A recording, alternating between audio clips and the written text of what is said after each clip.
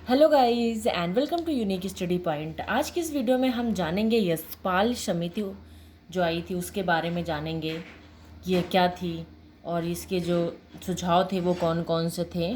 ठीक है, वीडियो शुरुआत करने से पहले आपसे रिक्वेस्ट है, यदि आप चैनल पर नए हैं तो प्लीज़ चैनल को सब्सक्राइब कर दीजिए और बेल आइकन को ज़रूर प्रेस कर दीजिएगा ताकि मैं जो भी वीडियो डालूँ आपको सबसे पहले नोटिफिकेशन मिल सके। यह आपकी पूरी सीरीज चल रही है प्रारंभिक शिक्षा के नवीन प्रयास के। ये आपकी आई थिंक 12 वीडियो आपके ऑलरेडी डाल दिए गए हैं। जिन किसी ने नहीं देखा प्लेलिस्ट में जाकर के देख सकता है। इसके अलावा प्रारंभिक शिक्षा के नवीन प्रयास जो आपका सेकंड पेपर है, इसके अलावा जो वर्तमान भारतीय समाज और प्रारंभिक शिक्षा के हैं उसके भी मैंने वीडियोस ऑलरेडी डाल दिए हैं। जिन किसी ने नहीं देखा है वो प्लेलिस्ट में जाकर के देख सकता है। पूरा एक सीक्वेंस वाइज मैंने आपके सिलेबस के अकॉर्डिंग मैंने आपको एक एक करके समझाए हैं। ठीक है, चलिए जानते हैं कि यशपाल समिति क्या थी।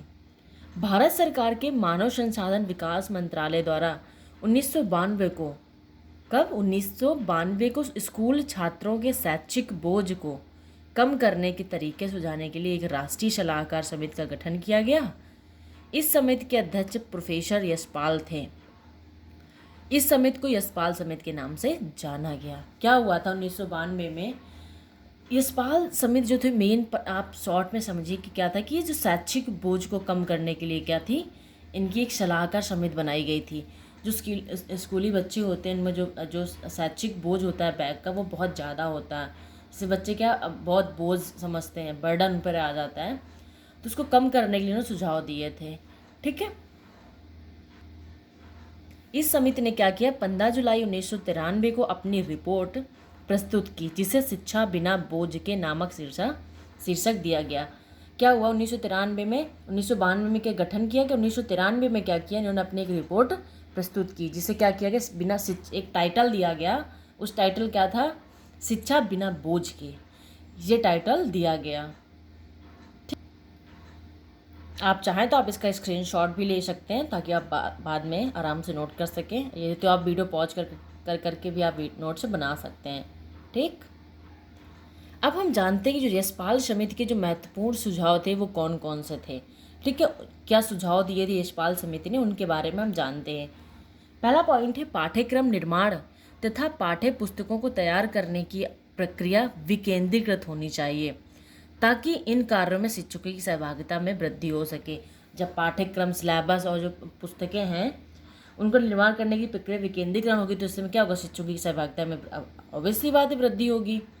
ठीक है, अगला पॉइंट है ग्राम ब्लॉक तथा जिला स्तर पर शिक्षा समितियों का गठन किया जाना चाहिए। कौन कौन से स्तर पर? ग्राम, ब्लॉक और जिला स्तर पर शिक्षा समिति का गठन करने से क्या होगा कि एक कोई अधिकारी होगा, उससे शिक्षा व्यवस्था हमारी क्या होगी, सुचारू रूप से चल सकेगी और वो जो शैक्षिक बोझ के बारे में कुछ विचार विमर्श या कम करने की क्या क्या कर सकती है, एक अपना विचार और कुछ चेंजमेंट कर सकती है। अगला पॉइंट है जब ये सब ग्राम ब्लॉक और जिला स्तर पर शिक्षा समिति का गठन होगा तो जिससे क्या होगा, वे अपने कार्य क्षेत्र में स्कूलों के नियोजन तथा परीक्षण का कार्य कर सकेंगे। जैसा कि मैंने आपको बताया कि जो चेंजमेंट हो रहा है उसके बारे में क्या कुछ कार्य कर सकते हैं। अगला पॉइंट है पाठ्य पुस्तकों को स्कूल की संपत्ति समझा जाए। इससे क्या होगा, जो पाठ्य पुस्तकों क्या स्कूल की संपत्ति समझा जाए। ठीक है, अगला पॉइंट है प्राथमिक कक्षाओं में बच्चों को कोई गृह कार्य ना दिया जाए। इससे क्या होगा कि जब बच्चों को कोई गृह कार्य नहीं दिया, जैसे होमवर्क जो दिया जाता है वो नहीं दिया जाएगा तो कोई कॉपी एक्स्ट्रा होंगी नहीं, क्योंकि हर सब्जेक्ट का आपको होमवर्क मिलता है तो आपकी कॉपियाँ बहुत ज़्यादा हो जाती है। इससे बैग का बोझ है वो क्या बढ़ जाता है। तो इसलिए इन्होंने कहा कि प्राथमिक कक्षाओं में बच्चों का कोई गृह कार्य नहीं दिया जाना चाहिए। अगला पॉइंट है छात्रों, अध्यापकों तथा अभिभावकों के लिए शिक्षा दर्शन नामक एक नियमित दूरदर्शन कार्यक्रम शुरू किया जाना चाहिए। इन्होंने कहा कि छात्रों तथा अध्यापक उसके साथ साथ अभिभावकों के लिए भी शिक्षा दर्शन नामक एक क्या जो नियमित दूरदर्शन कार्यक्रम चलाना चाहिए। अगला पॉइंट है प्राथमिक कक्षाओं के गठित पाठ्यक्रमों की समीक्षा की जाए। उन्होंने कहा कि जो प्राथमिक कक्षाओं के लिए क्या किया जाए, गणित पाठ्यक्रम की क्या की जाए, समीक्षा की जाए। अगला पॉइंट है भाषा की पाठ्य पुस्तकों में स्थानीय व बोलचाल के मुहावरों को उचित स्थान दिया जाए। जो भाषा भाषा की क्या होती है, जो भाषा शब्द विषय है उसमें क्या पाठ्य पुस्तकों में क्या किया जाए, स्थानीय व बोलचाल के मुहावरों को उचित स्थान दिया जाए। कहावतों के रूप में जो मुहावरे होते हैं उनको क्या है, स्थान दिया जाए भाषा की पाठ्य पुस्तकों में। अगला पॉइंट है, पाठ्य पुस्तकों में बच्चों के अनुभव तथा सामान्य जनजीवन प्रतिबिंबित होना चाहिए। जो पाठ्य पुस्तकों में क्या होना चाहिए, बच्चों के जो अनुभव होते हैं तथा जो समान जनजीवन में जो उनके साथ जो घटित होता है वो सारी चीज़ें भी पाठ्य पुस्तकों में समाहित होनी चाहिए।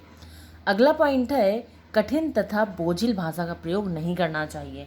कि प्राइमरी जो बच्चे होते हैं इतने तो वो टफ़ लैंग्वेज नहीं समझ सकते हैं, इसीलिए उनकी जो उनको बोरिंग करे ऐसी लैंग्वेज हमें यूज़ नहीं करनी चाहिए।